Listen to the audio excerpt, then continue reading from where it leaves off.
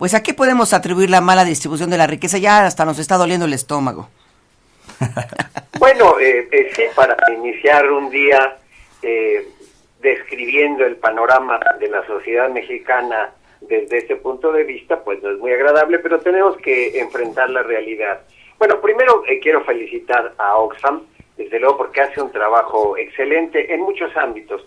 Uno de ellos es el del análisis económico y la propuesta de políticas sociales. Pero quisiera aprovechar precisamente los hallazgos del estudio de Oxfam para ser puntual en relación con la problemática que ahora se analiza. Bienvenidas las políticas públicas e incluso diría algunas de las planteadas por Oxfam, cualquiera que sea la situación, incluso de desigualdad creciente o no, habría que defenderlas. Una de ellas es garantizar la seguridad social universal. Esto es fundamental.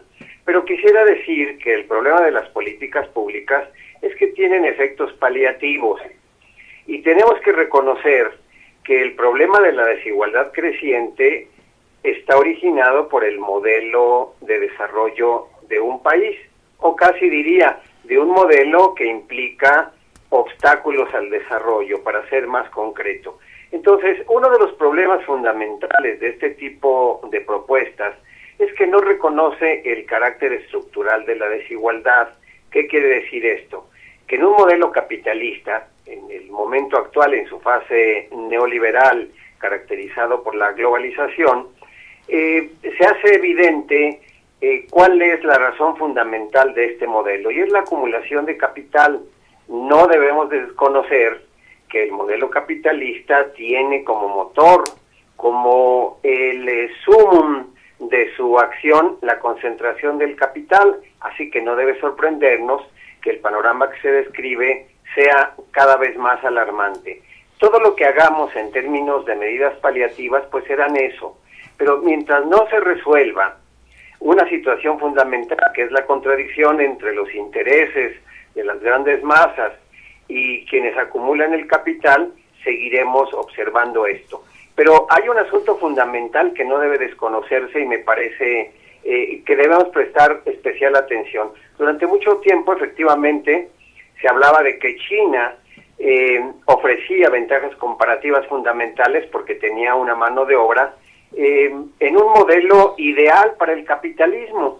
Es decir, sabemos que en China no existen sindicatos, que el poder del Estado es absoluto y por lo tanto las condiciones que imponen niveles mínimos salariales están dadas en China como en ningún otro país. Esto es fundamental reconocerlo. Pero sin que sea esa la situación de nuestro país, es evidente que México en este momento es uno de los países con los más bajos niveles de salario en el mundo. Es decir, la pobreza tiene razones estructurales y las normas permiten en este momento que la situación de las masas trabajadoras sea cada vez más y más grave. Ese es un asunto de raíces estructurales. Insisto, las políticas públicas están muy bien si tienen efectos redistributivos, pero el problema no es un problema de políticas públicas, es un problema de economía política, es decir, de creación de la riqueza y de la manera en que se distribuye esta. Mientras no reconozcamos esto, cualquier tipo de propuestas tendrá efectos muy limitados. Ese es un asunto fundamental que debemos entender a conciencia. Claro, doctor Belti, entonces desde su punto de vista, estos programas de inclusión social como Prospera, como la Cruzada Nacional contra el Hambre, pues son meras medidas paliativas. Sí, y no solo eso, es decir, tenemos que reconocer que los programas de transferencias de recursos, en algunos casos de transferencias condicionadas, tienen clarísimas intenciones electorales. Vemos cómo se reactivan precisamente en coyunturas electorales, y esto es un asunto también que debe reconocerse porque ni siquiera el efecto redistributivo originalmente planeado se logra cuando lo que se ofrece es precisamente el mantenimiento de una situación claramente clientelar. Se menciona en el propio informe de Oxfam como un problema fundamental la corrupción. Efectivamente es un problema y es un problema importantísimo en nuestra sociedad, pero no atribuyamos a la corrupción el crecimiento de la pobreza en nuestro país. Insisto, el crecimiento de la pobreza tiene raíces estructurales y su origen está en el modelo económico que ha permeado en todo el mundo y ha originado condiciones cada vez más graves para la mayoría de la población.